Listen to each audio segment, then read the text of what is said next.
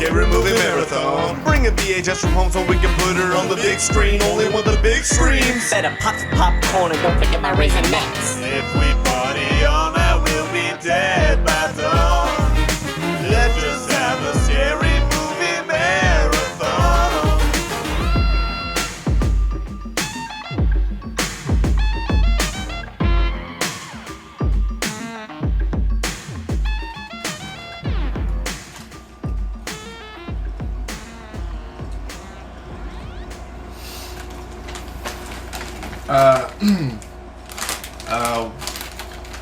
Welcome back to Schlock Reviews. We're talking about, well, first, okay, so yeah, so I have a film expert, Joe Carmina here.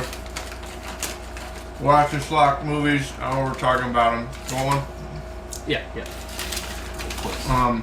These are genuine refrigerated animal crackers. I refrigerated them. Alright. So I got been getting a lot of complaints. I've been getting hate mail up the wazoo because people apparently were so mad. Oh no, he's talking about ghoulies again. He's talking about ghoulies every episode. Why don't you go and marry the ghoulies? What if I could? Alright? Oh, what if I could? But I can't. And yeah, ghoulies isn't always relevant, but I'm sorry if I'm making comparisons to other films that have something to do with the ghoulies. Oh, if that's a problem, then you should watch another show. You should unsubscribe. Unsubscribe if you don't like the ghoulies, because I don't need that kind of negativity on my channel. And you can all go to hell. Today we're watching Goobers. This is a kid's film. But Charles Band directed it. But so what? You start. Okay, so the film starts off as the _1 children's series in this universe, but there's a twist. The Goobers, as you can see behind us, not right now, Goobers, but brought to you by Moonbeam Films. Yeah, so, no, I'm yeah, just waiting for them to show. Okay. There we go, the Goobers. Finally. So, as you can see, they're small puppets, but they aren't puppets. But they aren't puppets. Because that's the thing, is in the beginning, you're supposed to think, okay, these are puppet guys, that, for the kids show. But then you start to watch it, and then you think, oh, wait, these aren't puppets, these are real alien creatures that are kept slave by, a box? Well, yeah, by a box, but then also by box. Captain Mike, who is the main guy. He's like kind of a Mr. Rogers type, except when the camera's off, he's real meano. So this was, what did you think of this movie? Definitely not, not my favorite, but also not the worst. Not the worst. Not the worst by far. Yeah. It did lack in the music video department. There weren't any music videos. Yeah, I do think the score was somewhat lacking, other than the comical in-betweens whenever the dad was there, and like the Goobers were kind of doing something silly, and then it would be pretty appropriate music. But as far as like going in and out, I really don't think that it was too... It was a bit much. I thought the music was fine, but it was underlying the entire film. There were no rests. It was just constant whimsical music, and that got tiring after a while. I also think my major problem with this movie is exposition city. There are a lot of long scenes with people talking, a lot of dialogue, stuff that, quite frankly, if I was a child, it was going to go right over my head. And I'm an adult, and it went right over my head. I have a pea brain. But I'll tell you what, a lot of big words. I don't know I don't know any of these words. They're using them all the time. Yes. No kid's going to get this vocabulary of this film. I'll tell you that. They do enlist a character that acts as a Wikipedia article. Yeah, he's essentially a walking Wikipedia. His name is Groon. Yeah.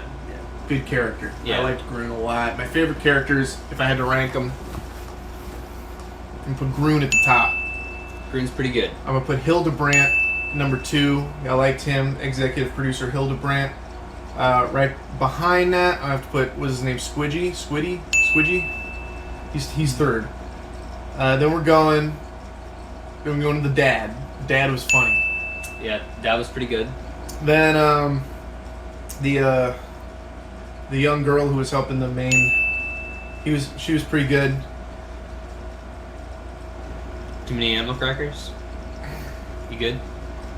Mara. I liked Mara. The main kid was pretty good. There were a lot of people in this movie. I couldn't keep track of them. Yeah. Racing around in my head. But yeah, I liked it. I thought it was pretty good. Something definitely of note to bring up is special effects, but specifically the random in-between scene transitions. Yes, I do believe that they created that transition themselves. And that goes a long way. Because transition is not easy. No, that's some of the hardest. Yeah, transition is pretty good. They did it like 5 times in the movie. And every time I felt like it was really special. Yeah.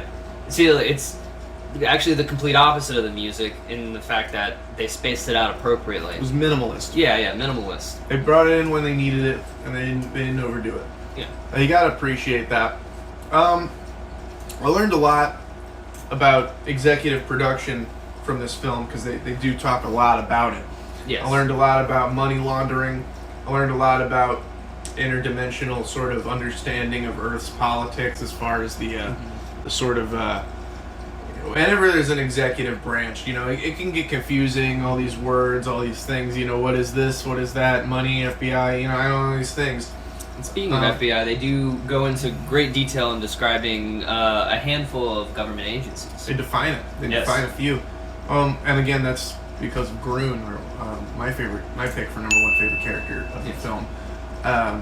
But anyway, yeah. So a lot of great laughs in this film. I was chuckling this whole time. I was hooting and hollering because this is a funny movie. It's really clever, witty, quick. Actually, it's kind of slow. Yeah. So it's not really quick, but it's a funny movie and it's fantastical. You got these creatures and you love these creatures, don't you? Look at them.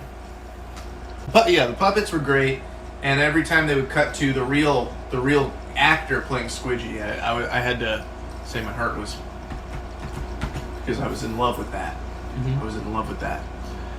But yeah, pretty boilerplate plot as far as the kid trying to stop the bad guy, and then everyone works together at the end, and they get a lot done, and it's quite a beautiful. It was moving. I was crying at the end. There was a lot of tears. I was crying for most of it. I was crying in the beginning.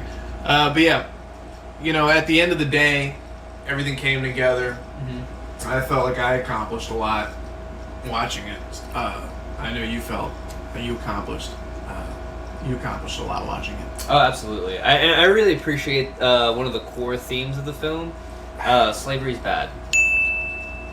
It is bad, and you do kind of get that across by the time the film's over. And another thing that I was taking note of when I was watching the movie was that it takes a lot of cues from Ghoulies, in that you got these little lovable creatures. They're kind of running around, they're goofing off, and you got these human characters, and they're just about as interesting. You got a million things going on, and it's at the end of the day, it all comes. When you got it all, when it all comes together at the at the very end, you end up having what is a great film. And for Goobers, we could see Goobers 2, get some more out. Just see a whole franchise. I'd love to see it branch out in a similar to Ghoulies. Mm-hmm. How the Ghoulies there's 4 Ghoulies films. Yeah. And as you know, I've been gunning for a 5th Ghoulies film for a long time. Yeah, I've been seeing a lot of your campaigns, Facebook posts. Yeah, your like change.org, like. Yeah. Yeah. So I want that, and I would think if we're gonna get a Ghoulies 5, which we will. Yes. Then we should get Goobers 2. Get Charles Band back, baby. Get him behind that camera again, because I love seeing him behind that camera, and I love him directing, saying action, quiet on set. These things, and he's always doing great. I'd love to see Goobers 2. Goobers back. Goobers go to Manhattan. Well, I would actually appreciate a prequel about how, Goobers Origins. yeah, Goobers Origins. I would watch that. Yeah. Everybody would watch that. It's like, how did the Goobers get into the television game to begin with? That'd be pretty great. Well, we kind of know how they got into it, is because Captain Mike kind of forced them into it. Well, yeah, but like, you know, I would like to see a little bit of like maybe Captain Mike in his youth, you know, going after the Goobers and Well, you know, I don't know portraying how- him as more of a hero character, because that would change his arc in this film completely, because That would it'll be make him interesting. more like you know, it's just like, oh, I'm a hero, but like he's like cynical about like, you know, his like what he had to do. And he was corrupted over time Yeah, by enslaving these creatures. yeah, the power went to his head. Because maybe, when he stole the Goobers, he was a young, good, you know, nice guy. Yeah, Much like the kid, protagonist in this film. But over time, it kind of got to his head. And if this kid had held on to these Goobers in a similar fashion, maybe the same would have happened. And so in that way, we can appreciate that he kind of broke the cycle. yeah. So I love this film. I don't know if you want to rate it. If I were to rate it, you know, I'm feeling a strong 3 out of 5. Yeah, I'm feeling 3. Yeah, that's a 3 for me. Yeah. I'm getting a 3. But my Schlock meter is at a 4 for this one. This is a good 4. You know, it's good early Schlock for some kids to get into that sort of thing. Yeah. And start going in that direction and start a good introduction for children into Charles Band and the Full Moon Well- Empire. That's probably why Charles Band made this film. He's like, I need to get more kids in the slot. Start them early. Start them early. So, in that regard, I have to give it props. I love this film. Another great addition to these kind of creature features with little creepy crawlies, critters, you know, ghoulies maybe, gremlins, hobgoblin. You know, I love them all. All great. Great films. And this is another good one. So, yeah, I'm gonna give this a 5. And that's that. That's a wrap.